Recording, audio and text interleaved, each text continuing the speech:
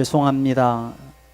마지막 집세와 공과금입니다. 정말 죄송합니다. 저 봉투에는 70만 원이 들어 있었다고 합니다. 여러분도 잘 아시다시피 지난달에 여기서 멀지 않은 송파에서 벌어진 어머니와 두 딸이 목숨을 끊은 방에서 나온 것입니다. 12년 전에 남편은 사업에 실패하고 부도 낸 이후에 암 투병을 하다가 세상을 떠났습니다. 그가 남긴 유산은 사업 실패로 인한 상당한 빚이었습니다. 60세 어머니는 35살과 32살 딸을 데리고 살아야 하는데 이 두 딸마저 고혈압과 당뇨로 병원 신세를 져야 할 만큼 몸이 허약한 그런 형편에서 어머니는 식당 일을 하였습니다. 60만 원의 생활비로 한 번도 공과금을 거르지 않았던 새 모녀는 지난 겨울에 식당 일을 이어가던 어머니가 얼음길에 미끄러져서 다치는 바람에 그 식당 일도 그만둬야만 했습니다. 그리고 마지막 공과금을 저 봉투에 담아서 놓고 세상을 떠나고 말았습니다. 사회적인 충격에 빠졌던 이 사건은 많은 사람들에게 우리나라의 사회 안전망이 얼마나 허술한지, 복지 혜택이 체계가 얼마나 허술한지를 보여주었습니다. 많은 비판과 자괴들이 여기저기서 터져 나왔습니다. 한국의 복지 체계로 보면 이들을 도울 방법이 전혀 없다고 합니다. 이들에게 복지적인 혜택을 줄 수 있는 이들의 사정을 집어넣어 보면 단 1원도 도와줄 수 없는 복지 체계를 가졌다고 합니다. 이들은 기초생활수급자가 되지도 못했습니다. 저는 이 사건이 지난달에 있을 때에 안타까움을 갖고는 있었지만 그렇다고 제가 그렇게 심각하게 이 사건을 보지는 않았고 그냥 무심코 지나버렸습니다. 이 사태를 보면서 우리 한국 복지정책이 참 문제가 있구나, 그런 말들을 다른 사람들에게 하기도 했어요.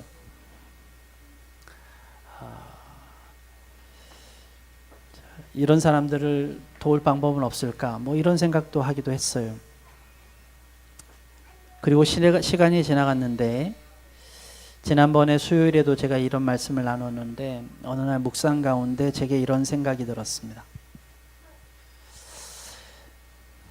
교회는 과연 무엇을 하고 있었단 말인가 라고 하는 생각이 주어진 거죠. 왜 이런 일들이, 이런 어려운 일들이 벌어졌는데 교회는 조용할까? 저도 마찬가지고요.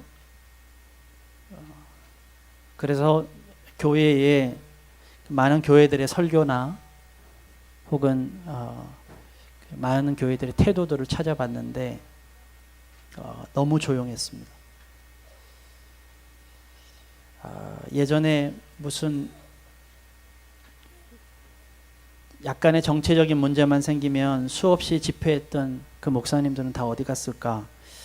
삭발까지도 감행했던 목사님들은 다 어디 갔을까? 뭐 이런 생각이 막 들기 시작했습니다. 그리고 하나님께서 제게 이 사태에 대한 문제를 말씀하실 때 이런 생각이 들었어요. 만약에 너희 교회 근처에서 이런 일이 벌어졌으면 너는 어떨까? 혹 너의 교인이 그랬다면 어땠을까? 제가 이렇게 이야기를 할 수 있었을까? 제가 잘 몰랐어요, 하나님. 근데 그 사람이 내 교인이 아니잖아요. 그 사람이 나한테 말을 해주지 않아서 내가 도울 수가 없었어요. 제가 이런 변명을 할 수 있었을까 하는 생각이 저한테 갑자기 왔어요. 심지어는 제가 이 사건을 알고도 스쳐 지나갔다고 하는 그 마음에 죄책감까지 들었습니다. 밥을 먹는데 제가 하루 세끼 밥을 꼬박꼬박 먹을 수 있는 내 자신이 부끄러웠어요. 나는 한 번도 이 밥 먹는 데에 불편함을 느끼지 못하는 내 자신, 목사가, 이런 생각이 제가 들었습니다. 교회는 자살에 대해서 편견을 가지고 있습니다.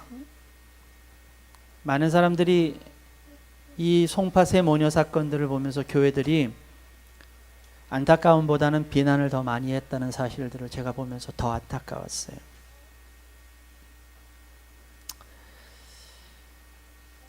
여러분들 잘 아시다시피 저희들은 지역의 어린이들을 섬기는 다림 사역을 하고 있습니다. 되게 좋은 취지고 좋은 내용들이고 좋은 성과를 내고 있는 것이 분명해요. 그래서 제가 너무 감사하고 우리 교회가 다림을 할 수 있다는 사실을 기뻐합니다. 지난주에는 강남구청에서 전화가 왔다 그래요. 이 지역의 취약계층들을 돕는 그런 부서에서 이 지역을 돌아다니면서 취약계층들 상태들을 점검하는데 가는 곳마다 다림 얘기를 들었다는 거죠. 그래서 저희들에게 전화가 왔어요.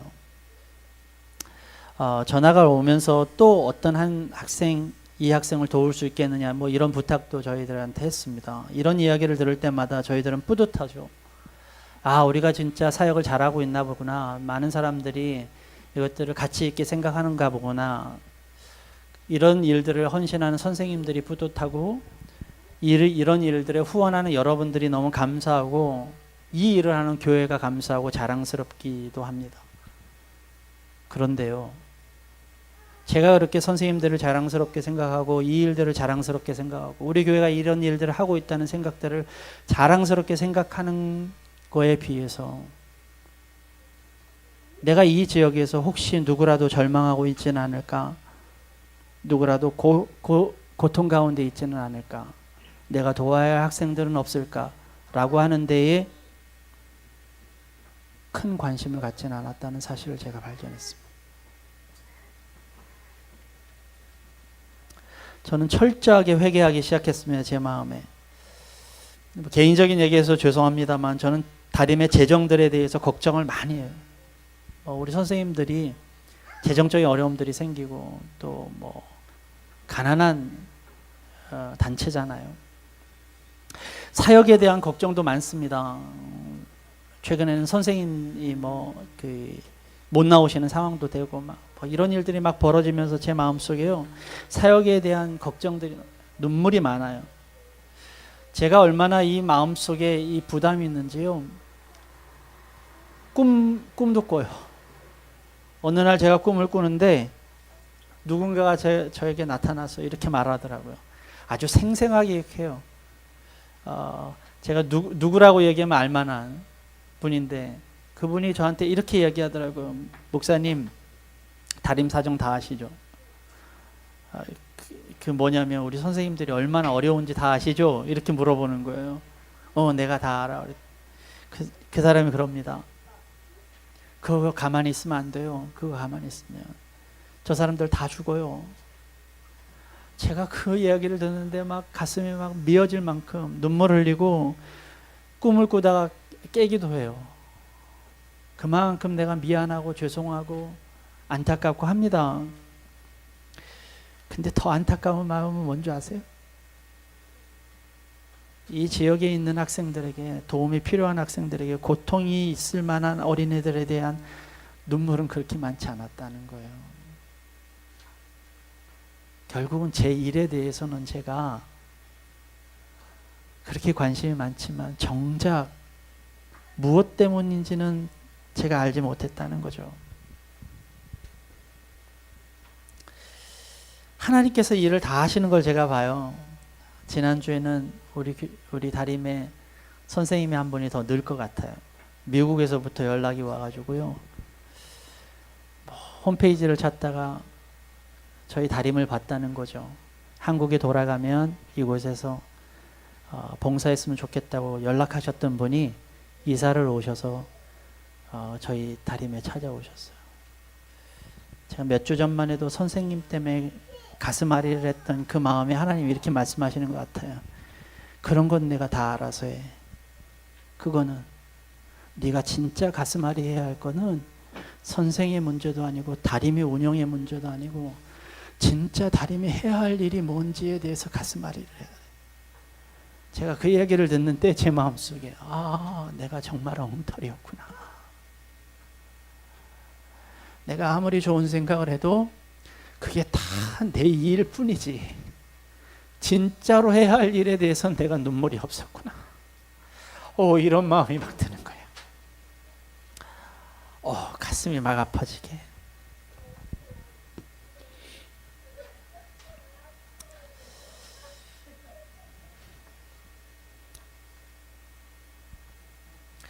그 이후에 제가 아주 커다란 제 마음속의 생각의 전환들이 좀 생겼습니다.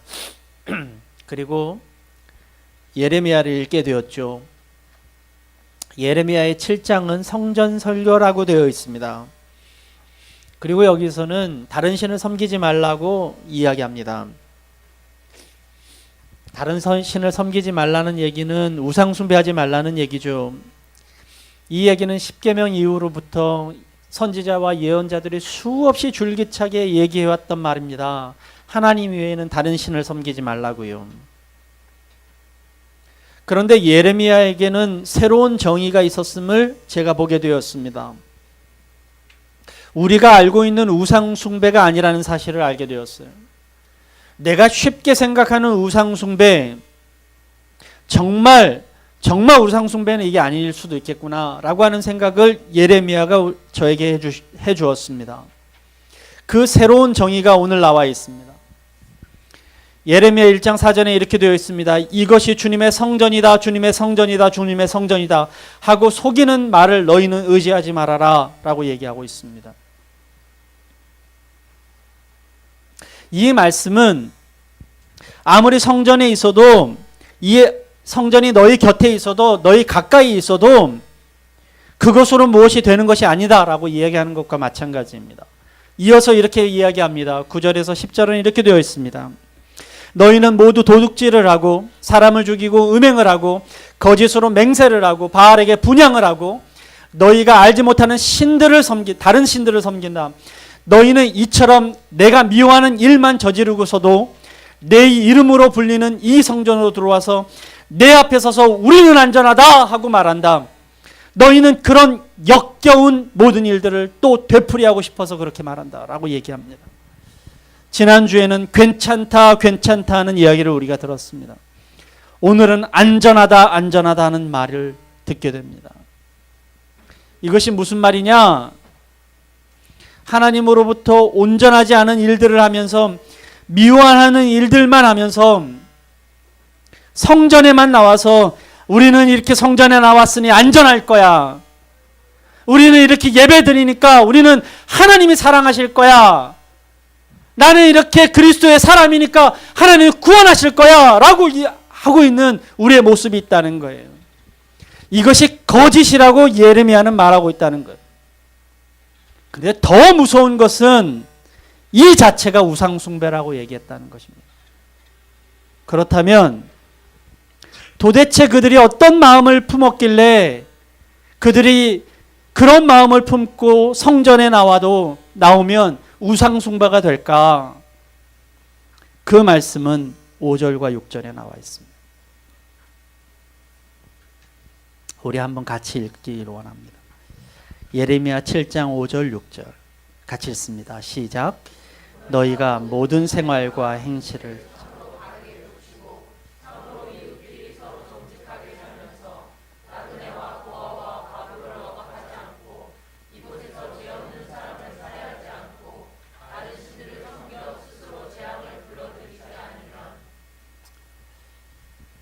예레미야는 오늘 우리에게 우상숭배를 이렇게 정의합니다. 이방인과 고아, 과부를 돌아보는 것과는 거리가 먼 지극히 종교적이고 제의적인 행위만 치중하는 신앙, 그것이 우상숭배라고요. 하나님은 우리가 하나님께로 돌아오기를 기다리십니다. 예레미야는 계속해서 우리에게 하나님께 돌아오라고 선포합니다.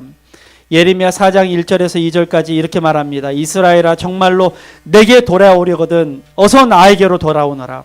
나 주의 말이다. 내가 싫어하는 그 역겨운 우상들을 내 보는 앞에서 버려라. 내 마음이 흔들리지 않게 하여라.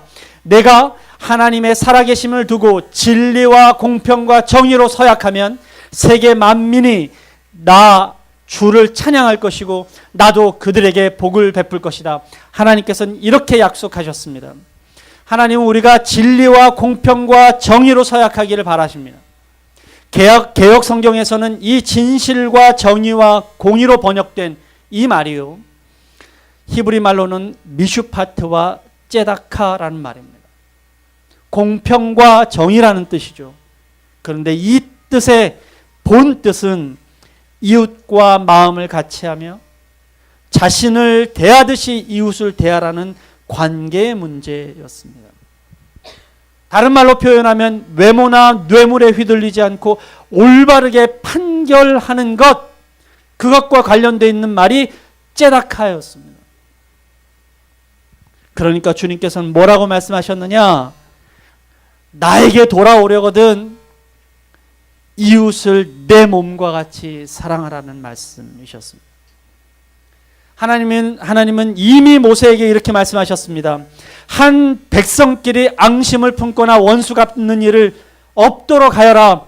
다만 너는 너의 이웃을 내 몸과 같이 사랑하여라. 나는 주다라고 말씀하셨습니다. 사랑하는 여러분, 성경은 분명히 우리에게 말하고 있습니다. 이웃을 돌보지 않는 종교적인 행위는 우상이라고 말입니다. 이웃을 사랑하지 않는 신앙은 우상입니다. 지난주에도 우리 손 권사님 기도하실 때, 오늘 우리 김 권사님 기도하실 때 설교 내용을 전혀 알지 못하는데도 기도에서 이렇게 이야기하셨잖아요. 이웃을 사랑하지 않고 우리가 어떻게 보이지 않는 하나님을 사랑할 수 있겠느냐고. 오늘 하나님께서는 저를 통해서 여러분에게 이렇게 말씀하십니다. 우상숭배는요, 다른 신을 섬기는 그런 것을 떠나서요, 내가 이웃을 사랑하지 않고 하나님을 섬기겠다고 서 있는 이 자체가 우상숭배라고 말씀하신다는 거예요. 율법학자들이 예수님께 물었습니다. 무엇을 하여야 영생을 얻겠습니까? 그는 영생을 얻고 싶어서 예수님께 물었습니다. 물론 대답을 얻으려는 것보다는 예수님을 시험하려고 그 이야기를 한 것은 틀림없습니다. 그런데 여러분 기억하십시오. 영생을 얻기 위해서는 무엇을 해야 합니까? 라고 예수님께 물었다는 거예요. 그때 예수님께서 대답하십니다. 율법에 무엇이라고 기록되어 있느냐? 그러니까 율법학자가 말을 합니다. 내 이 마음을 다하고 내 목숨을 다하고 내 힘을 다하고 내 뜻을 다하여 주 너의 하나님을 사랑하여라. 그리고 또 내 이웃을 내 몸과 같이 사랑하여라고 하였습니다. 라고 얘기했습니다. 그때 예수님께서 그에게 말합니다. 내 대답이 옳도다. 그대로 행하여라. 그리하면 살 것이다. 다시 말하겠습니다. 어떻게 하면 영생을 얻겠습니까? 어떻게 하면 구원을 얻겠습니까? 어떻게 하면 하나님의 자녀의 자격을 얻겠습니까? 율법에 무엇이라고 기록되어 있더냐? 내 마음을 다하고 목숨을 다하고 뜻을 다하고 힘을 다하여 주 너의 하나님을 사랑하는 것과 내 이웃을 내 몸과 같이 사랑하는 것이었으면 내 대답이 옳도다. 그리 행하라. 그리하면 영생을 얻을 것이다. 이것을 이해 못한 율법학자는 또 묻습니다. 그렇다면 누가 내 이웃입니까? 그때 예수님께서는 유명한 강도 만난 자의 비유를 들어주십니다. 그리고 묻습니다. 이 랍비와 제사장과 사마리아인 가운데 내 이웃이 누구이냐? 율법학자가 말합니다. 자비를 베푼 사람입니다.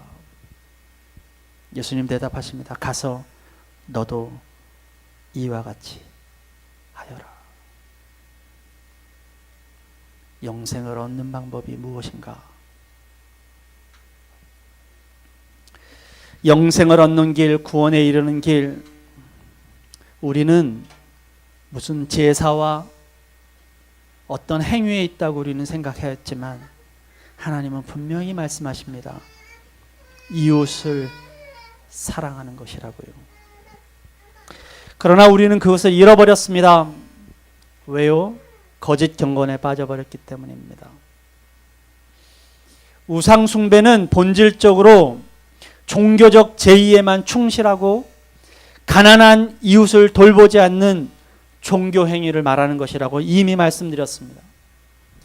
우상을 숭배하지 않고 하나님 한 분만을 섬기려는 사람은 결코 가난한 이웃을 무시하면서 살아가지 않습니다. 우상 숭배하지 않고 결코 하나님 한 분만을 섬기려는 교회는 그 지역에 있는 가난한 이웃들을 무시하지 않습니다. 아니, 그래야만 합니다. 만약 이 두 가지가 분리되어 있다면 그것은 신앙은 좋지만 이웃을 섬기는 삶이 약한 것이 아니라, 그런 것이 아니라 신앙 자체에 문제가 있는 것입니다. 입술로 무엇이라고 고백하든 그것은 하나님을 떠난 것입니다. 시편 68편 5절은 이렇게 말합니다. 그 거룩한 곳에 계신 하나님은 고아들의 아버지, 과부를 돕는 재판관이시다고요. 저는요, 가끔 이런 유혹에 빠집니다. 좀 좋은 성전이 있었으면 좋겠는 거예요. 좋은 성전이 있고 여러분들이 예배드리기 편한 그런 장소가 있으면 그럼 하나님의 말씀을 더 잘 들을 수 있을 거라는 생각을 자꾸 하는 거예요. 제가 유혹이라고 말씀드렸습니다. 그런 생각이 많이 들어요. 그런데 이것이 유혹이라는 생각을 알면서도 제 마음속에는 계속 그런 행동들을 자꾸 하려고 그래요. 어떻게 하면 좀 더 편한 장소, 어떻게 하면 좀 더 편한 곳에서 여러분들이 예배할 수 있을까? 더 나아가서 저는 목사니까 좋은 시스템을 구하면 너무 좋을 것 같아요. 시스템이 좋으면 좋은 설교 효과가 나올 것 같고요. 좀 더 엄숙한 예식과 경건한 분위기를 내면 거기에 하나님이 계실 것 같고, 그래서 그것을 자꾸 추구하려고 하는 마음들이 제 마음속에 있어요. 기도가 끝나면 웅장한 후주가 좀 나왔으면 좋겠고요. 그러면 기도의 의미가 좀 살 것 같고, 이렇게 얘기하면 다음 주부터 하려나? 축도가 끝난 이후에는요, 경쾌한 음악이 탁 나와서 우리가 축도 끝나고 썰렁하지 않게 만들었으면 좋겠고, 네? 그런 시스템이 딱 잘 갖춰져 있으면 얼마나 좋겠어요. 얼마나 마음 편하겠어요. 전 지난주에 장모님 댁에 갔습니다. 사위가 되어 나서 장모님을 섬길 수 있는 길이 없어요. 용돈 한번 드려본 적이 없습니다. 아니, 오히려 저희가 도움을 많이 받고 살죠. 기껏해야 한 달에 한 번쯤 가서 식사 대접하는 건데요. 저희 어머니, 저희가 밥을 사면 싼 것만 드셔가지고 짜장면 아니면 칼국수를 드시는데 지난주에 칼국수를 먹었어요. 근데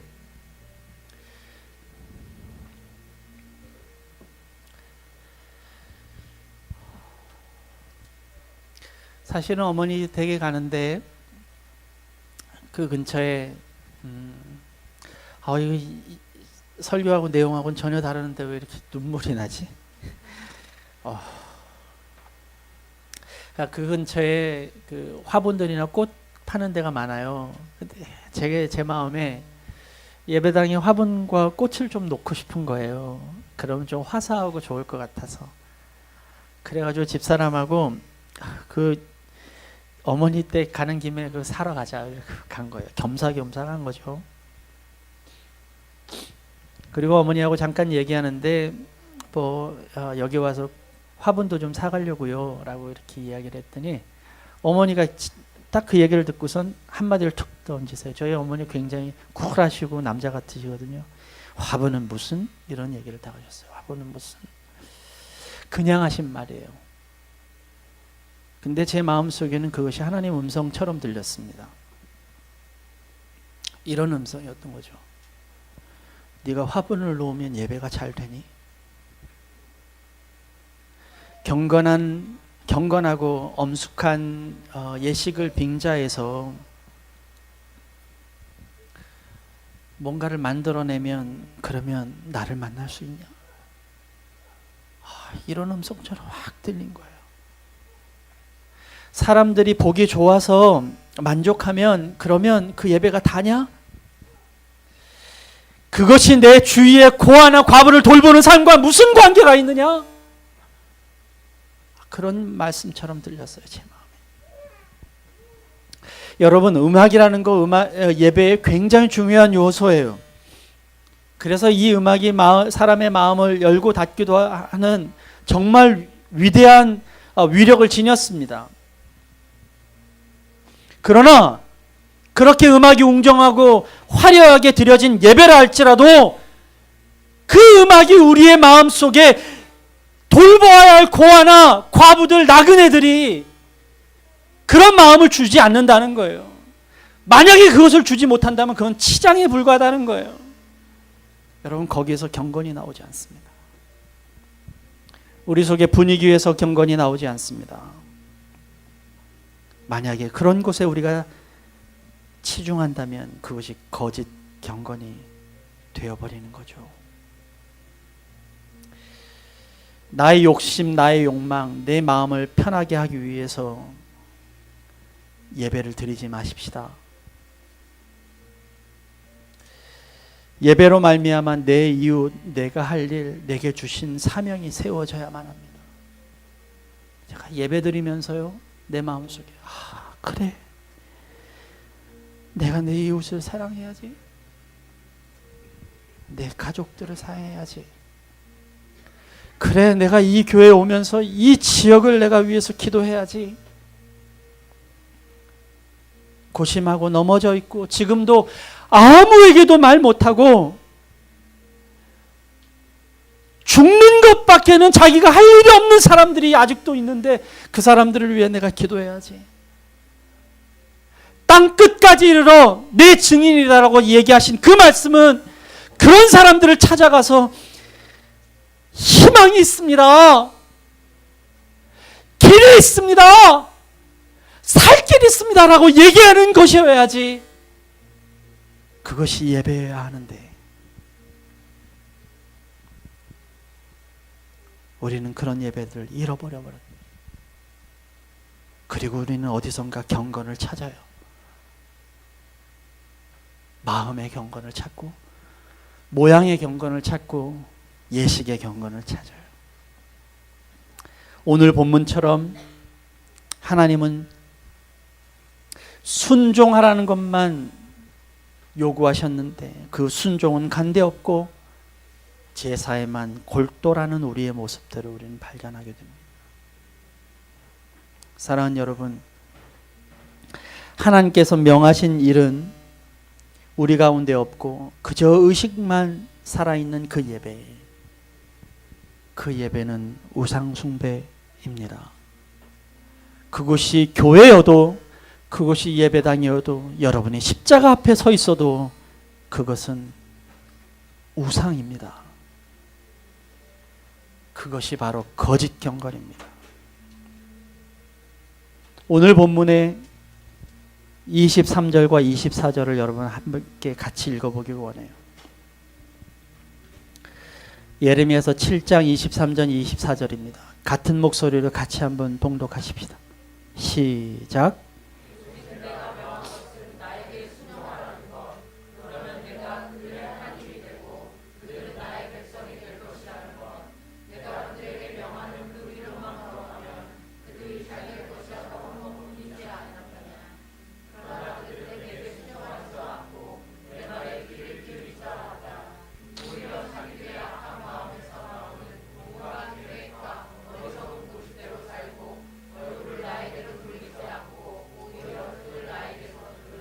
이런 사람들이 성전에 와서 나는 안전하다고 얘기하는 거예요. 여러분 안전하십니까? 여러분 신앙은 안전하십니까?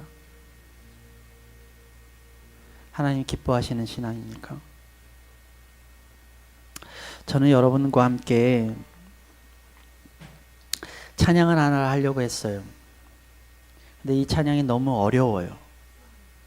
결단의 찬양으로 여러분들하고 같이 하고 싶었는데 같이 할 수 없어서 이 찬양을 듣기로 했습니다. 이 찬양의 제목은 흠없는 경건이라는 찬양입니다. 이 찬양은 성경 구절을 기초로 해서 쓰인 찬양이에요. 그 성경 구절은 야고보서 2장 15절에서 17절까지 말씀입니다. 제가 한번 읽어보겠습니다. 어떤 형제나 자매가 헐벗고 그날 먹을 것조차 없는데 여러분 가운데서 누가 그들에게 말하기를 평안히 가서 몸을 따뜻하게 하고 배부르게 먹으십시오 하면서 말만 하고 몸에 필요한 것들을 주지 않는다면 무슨 소용이 있겠습니까? 이와 같이 믿음의 행함이 따르지 않으면 그 자체로는 죽은 것입니다. 야고보서 1장 27절에도 이렇게 되어 있습니다. 하나님 아버지께서 보시기에 깨끗하고 흠이 없는 경건은 고난을 겪고 있는 고아들과 과부들을 돌아보고 자기를 지켜서 새 속에 물들지 않게 하는 것입니다. 마태복음 10장 42절에도 이렇게 나와 있습니다. 내가 진정으로 너희에게 말한다. 이 작은 사람들 가운데 하나에게 내 제자라고 해서 냉수 한 그릇이라도 주는 사람은 절대로 자기가 받을 상을 잃지 않을 것이다. 제가 왜 이렇게 눈물이 나냐면요, 제가 이런 거짓 경건의 목사였기 때문이에요. 내 입술로는 하나님을 외치고 있었지만 제 마음 깊은 곳에는요, 이 고난 가운데 있는 사람들, 어려운 가운데 있는 사람들, 이 사람들을 돌보겠다는 마음들 별로 없었기 때문에 이 말씀이 제 마음속에 너무 크게 다가오는 거예요. 그러면서 저는 옷으로 경건했어요. 성경책 들고 다니는 모양으로 경건하고 명함으로 경건한 사람이었어요. 여러분, 이 경건의 거짓 경건의 뿌리를 뽑아버리십시다.